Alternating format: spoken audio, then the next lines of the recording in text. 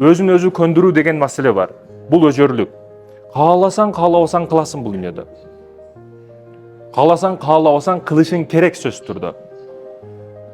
Мына канчадасың? 17-де.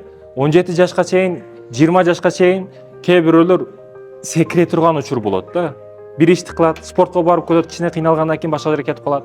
Стройканы кылып көрөт, коно өнөрчүлүгүн кылып көрөт. Айтор секирип жүрө берет, аттап. Бирок бир нерседе туруктуу болбойт. Качан туруктуулук болсо гана биз бир нерсеге жетишебиз. Башың ооруп атабы, бутуң ооруп атабы, бирдеке болуп атасың, айырмасы жок, сен кылышың керек ошо нерсени.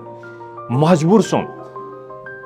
Апаң урушуп койдубу, бир нерсе ооруп калдыңбы, айырмасы жок, кылышың керек. Туруктуу болушуң керек.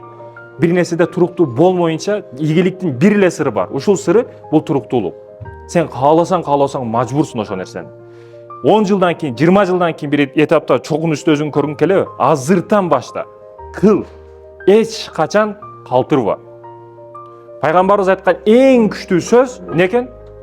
Күн сайын аз болсо да уланып турганы дейт.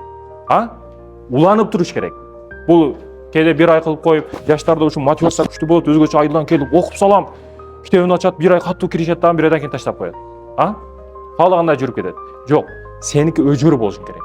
Күн сайын 1 сааттан болсун, бирок 1 саат не деген чокко калып чыгып коет сени. Аз болсун, саз болсун, бирок калбасын эч качан. Калбаш керек. Ошол негизги маселе,